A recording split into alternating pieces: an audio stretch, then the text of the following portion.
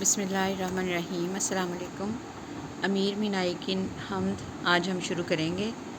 پہلا شعر ہے، دوسرا کون ہے جہاں تو ہے، کون جانے تجھے کہاں تو ہے۔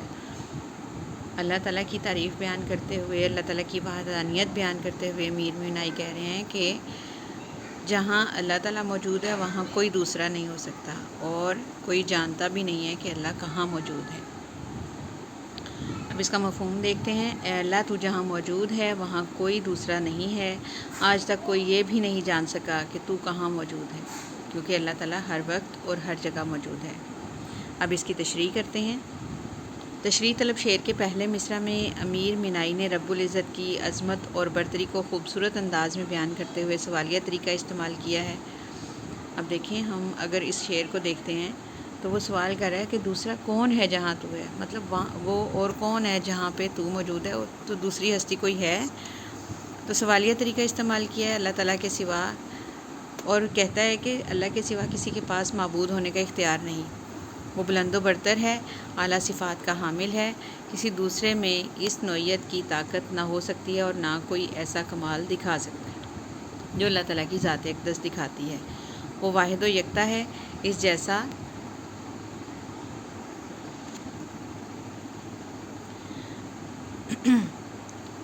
کوئی نہیں۔ سورہ اخلاص میں اللہ تعالیٰ خود ارشاد فرماتے ہیں، کہہ دیجئے کہ اللہ ایک ہے، اللہ بے نیاز ہے۔ اللہ کا مقام و مرتبہ اس قدر بلند ہے کہ کوئی اس کی برابری کے متعلق سوچ بھی نہیں سکتا۔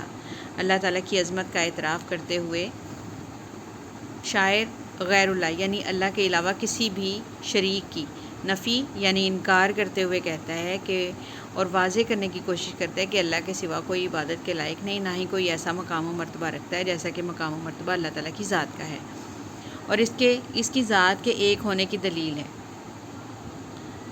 دوسرے مصرعے میں امیر مینائی نے اللہ تعالیٰ کی عظمت کو ایک سوال کے ذریعے خوبصورتی کے ساتھ بیان کیا ہے کہ وہ ہر وقت ہر جگہ موجود ہے۔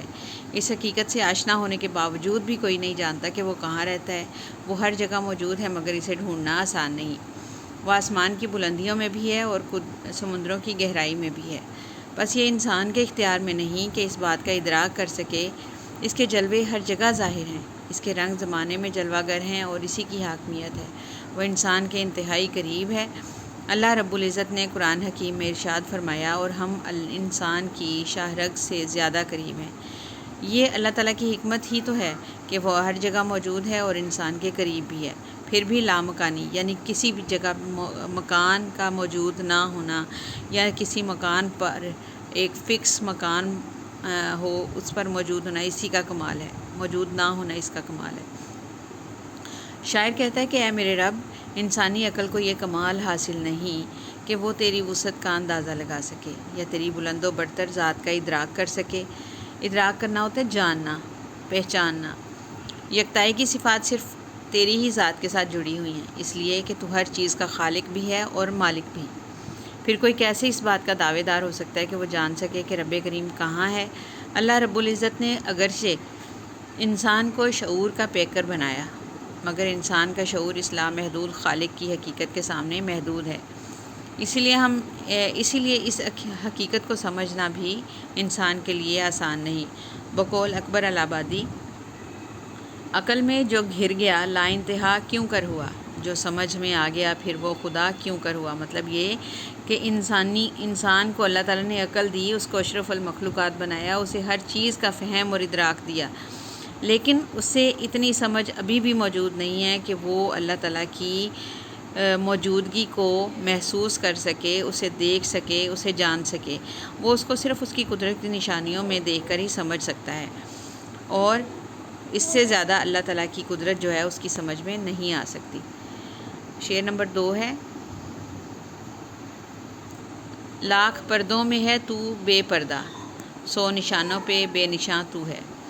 اب اس کا مفہوم ہے کہ اے اللہ، تو لاکھ پردوں کے باوجود بھی ہر جگہ ظاہر ہے، اور سینکڑوں نشانوں کے باوجود بھی تیرا کوئی نشان موجود نہیں۔ مطلب یہ کہ ہر جگہ اللہ کی قدرت کے نظارے موجود ہیں، اللہ تعالیٰ کی بنائی ہوئی چیزیں موجود ہیں، اللہ تعالیٰ کی صنائی کے نظارے، اس کی جو ہمیں نشانات ہیں وہ ہر جگہ نظر آتے ہیں، لیکن ہمیں اللہ کا نشان کہیں موجود نہیں نظر آتا، ہم اس کو محسوس نہیں کر سکتے، اس کو دیکھ نہیں سکتے۔ اب تشریح کرتے ہیں۔ تشریح طلب شعر کے پہلے مصرعے میں امیر مینائی اللہ تعالیٰ کی ذات اقدس کے عظیم پہلو کو بیان کرتا ہے کہ اے میرے اللہ، یہ بات حقیقت ہے کہ تو پردہ غیب میں ہے، انسانی آنکھ سے پوشیدہ ہے، مگر تیری قدرت کے جلوے اور رنگ ہر جگہ موجود ہے۔ تو لاکھ پردوں میں چھپا ہوا ہے، لیکن تیرا حسن و جمال، جاہ و جلال، عظمت و رفت، قدرت و قوت، حکمت و برتری ان لاکھ پردوں کے باوجود بھی ظاہر ہے۔ کہاں؟ دنیا میں، دنیا کی ہر چیز میں، سورج میں، چاند میں، ستاروں میں، سمندروں میں۔ مطلب یہ اتنی بڑی بڑی چیزیں کس نے بنائیں؟ صرف اللہ تعالیٰ نے۔ تو شاعر کہتا ہے کہ انسان اپنے ارد گرد نگاہ دوڑائے تو اللہ تعالیٰ کے کمالات کے سوائے سے کچھ اور دکھائی نہیں دیتا۔ وہ پردوں میں بھی اسی طرح سے ظاہر ہے کہ اس کی قدرت آشکار ہوتی ہے۔ اللہ تعالیٰ کی تمام تخلیقات اس کے ہونے کی دلیل ہیں، اور ہر چیز اس بات کی گواہی دیتی ہے کہ یہ اسی کا کمال ہے کہ اس نے ہر چیز کو اس قدر ترتیب کے ساتھ تخلیق کیا کہ ہر شے اس سے اپنے رنگ میں نمایاں نظر آتی ہے۔ انسان جب اپنے ارد گرد پھیلی ہوئی اشیاء کا مشاہدہ کرتا ہے تو اس کا دل اس بات کی گواہی دیتا ہے کہ ان سب تخلیقات کا خالق صرف اللہ ہی ہے۔ انسان کو اللہ تعالیٰ نے شعور جیسی نعمت عطا کر کے عظمت کی جس بلندی پر فائز کیا، وہ اس حقیقت کو سمجھنے میں شعوری تقاضے بروئے کار لاتا ہے۔ مطلب یہ کہ انسان کو اللہ نے شعور دیا، اسے اتنی بڑی نعمت دی، تو عظمت کی جس بلندی پر وہ فائز ہے، تو اس میں وہ پھر وہ یہ ایک شعوری سی اس کے اندر جستجو پیدا ہوتی ہے کہ وہ اللہ تعالیٰ کو جانے، اور اس بات کو بغیر کسی شخص کے اس کے باوجود بھی انسان اس بات کو بغیر کسی شک کے مانتا ہے کہ کوئی بھی چیز اپنے آپ وجود میں نہیں آئی۔ اسے تخلیق کرنے والا وہ واحد خالق ہے جس نے ہر چیز کو خاص ترتیب کے ساتھ بنایا۔ وہ لاکھ پردوں میں ہو کر بھی بے پردہ دکھائی دیتا ہے، ہر جگہ اس کے جلوے نظر آتے ہیں، مگر اس کو جان کر بھی کوئی جان نہیں سکتا۔ الطاف حسین حالی کہتے ہیں محرم بھی ایسا ہی جیسا کہ ہے نامحرم، مطلب کہ جاننے والا بھی ویسا ہی ہے جیسا کہ نہ جاننے والا۔ یعنی اللہ کی ذات کا جو اس کی حقیقت کو پا لیتا ہے، صوفی بزرگ ہے، وہ اس کی حقیقت کو پا لیتا ہے تو وہ بھی اسی جیسا ہوتا ہے جیسا کہ نہ پانے والا، کیونکہ کچھ کہہ نہ سکا جس پر یاں بھید کھلا تیرا۔ مطلب یہ کہ اللہ تعالیٰ کی حقیقت کو جاننے کے باوجود بھی وہ اس کے بارے میں کچھ نہیں کہہ سکتا کہ اللہ اصل میں کیسا ہے۔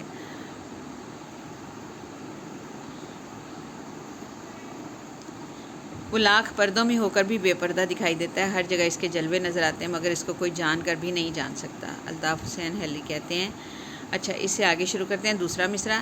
دوسرے مصرعہ میں میر مینائی بیان کرتے ہیں کہ اللہ تبارک و تعالیٰ کی بنائی ہوئی قدرت کے نشان ہر طرف دکھائی دیتے ہیں۔ وہ لوگ جو اگر واحد ایمان کے تقاضوں کے تحت مشاہدات کے اصولوں کے زیر سایہ اپنی عقل کا استعمال کرتے ہیں، مطلب یہ کہ صرف ایمان کے تقاضے ہیں کہ وہ اللہ پر ایمان رکھتے ہیں، اس کے تحت اگر وہ مشاہدہ کرتے ہیں ادھر ادھر، تو ان پر یہ حقیقت آشکار ہو جاتی ہے، یعنی کھل جاتی ہے کہ اگر خالق واحد کی تخلیق سورج جو کہ لاکھ پردوں کو چیرتا ہوا اپنا جلوہ ظاہر کر سکتا ہے تو وہ خالق کیوں نہیں کر سکتا؟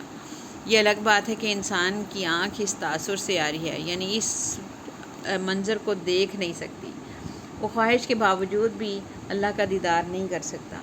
انسان نے ہر دور میں اپنے تجسس کو مطمئن کرنے کے لیے اللہ کے دیدار کی خواہش کی، لیکن اس کی آنکھ اپنی ہی دعاؤں کی تاب لانے کی اہل نہیں۔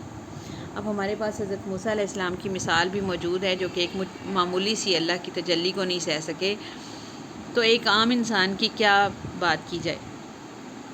شاعر کہتا ہے کہ اللہ کو دیکھنا چاہتے ہیں تو ارد گرد دیکھیں، دنیا میں سب نشانات اسی کے ہیں، سورج کی آب و تاب میں، چاند کی ٹھنڈک میں، ستاروں کے جھرمٹ میں، سمندر کی طغیانی میں، دریا کی روانی میں، یہ سب اس کے کمالات کا تسلسل ہے۔ غرض یہ کہ جتنے بھی رنگ و نظارے اس کائنات کے حسن میں اضافے کا سبب ہے، ان سب کو یہ رنگ عطا کرنے والا واحد خالق اللہ ہی ہے۔ اس نے کائنات کو ایسا حسین اور ترتیب سے بنایا کہ ہر ایک نشان میں اس کی کاریگری احساس بن کر موجود ہے۔ با ترتیب کا مطلب ہے ترتیب کے ساتھ، اور اسی کاریگری پر اس کی قدرت کی گرفت پوری طاقت اور حکمت کے ساتھ محسوس ہوتی ہے۔ اللہ تعالیٰ کی صفات کو پہچاننے کے لیے اسے دیکھ کر یقین کرنے کی ضرورت نہیں، اس لیے کہ ہر طرف اس کے کمالات کے سوا اور کچھ بھی دکھائی نہیں دیتا۔ بقول شاعر، خدا ایسے احساس کا نام ہے، رہے سامنے اور دکھائی نہ دے۔ تو یہ بیٹے ہمارے 2 اشعار کی تشریح، اور آپ اس کو اچھی طرح سے یاد کر لیجئے گا، پرنٹ کروا لیں یا لکھ لیں، یہ آپ کی مرضی ہے، آپ اپنے نوٹس بنا لیں، چاہے وہ ہاتھ سے لکھے ہوں یا پرنٹ کیے ہوں، لیکن آپ کی کاپی نوٹس کی جو ہے وہ مکمل ہونی چاہیے، ٹھیک ہے۔ شعر نمبر 1 اور 2 امیر مینائی کی غزل حمد ہے، اس کے آپ نے یاد کرنے ہیں۔ اللہ آپ کا حامی و ناصر ہو۔ اللہ حافظ۔